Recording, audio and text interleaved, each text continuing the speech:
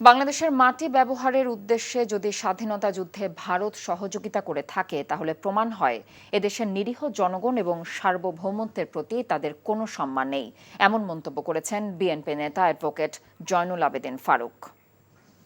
দেশ স্বাধীন করে দেব, কিন্তু বাংলাদেশের মাটি আমি ব্যবহার করব, এই অঙ্গীকার নিয়ে যদি 1971 সালে আমাদেরকে আশ্রয় দিয়ে থাকেন, 1971 সালে যুদ্ধের সমর্থন করে থাকেন, তাহলে আজকে আবার প্রমাণিত হলো বাংলাদেশের নিরীহ জনগণের প্রতি, বাংলাদেশের সার্বভৌমত্বের প্রতি আপনাদের কোনো সম্মান নেই, অসম্মান করে যাচ্ছেন একের পর এক।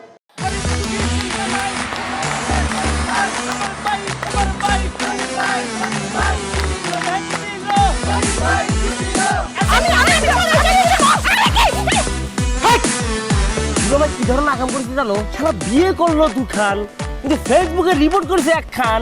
মেজাজটা আমার তো হট হয়ে রয়েছে অনেক আগ থেকে। আমি আমার জান পাখি, সোনা পাখি, টিয়ে পাখি, কি করতেছো? ফেসবুকে একটা পোস্টে অ্যাংরি রিঅ্যাকশন দিচ্ছিল। Don't touch my body. বড় বউয়ের প্রতি অনেক কি বেশি না মায়া মহব্বত, যাও তারে গিয়া দেখাও, আমার কাছে আইছো কেলা? প্রথমে আমার ঘরে না এসে আমার চোখের সামনে দিয়ে গট গট করে ছোট বউয়ের রুমের মধ্যে চলে যাও কোন সাহসে? আমি ভাবছিলাম তুমি বড় বউ বড় বইনের মতো থাকবা, কিন্তু তুমি বাইরে হচ্ছ আস্তে একটা ডাইনি বুড়ি। আমি সাক্ষাৎ যাই না, তুমি শোনা হয় না পাখি। চুপ করো।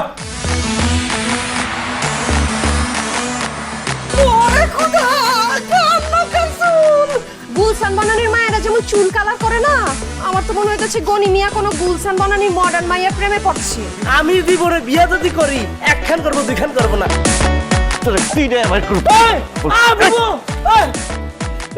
আরে কি করতেছো? আরে বাইরে করতে পারো, যা কইছি শুনো, গড়তে বাইরে তুমি কি করতেছো তুমি? কোথায় যাচ্ছ স্বামী আমার?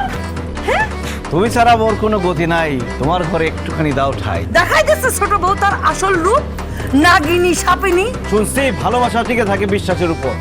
আমার উপর তোমাদের সেই বিশ্বাস ছিল, আজকে দেখতেছি আমার উপর আর কোনো বিশ্বাস নাই।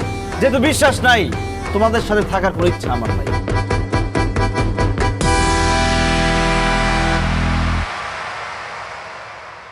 এখন জন্ম সনদ দিয়ে খোলো বিকাশ স্টুডেন্ট অ্যাকাউন্ট। নিজের বিকাশ নিজে কর।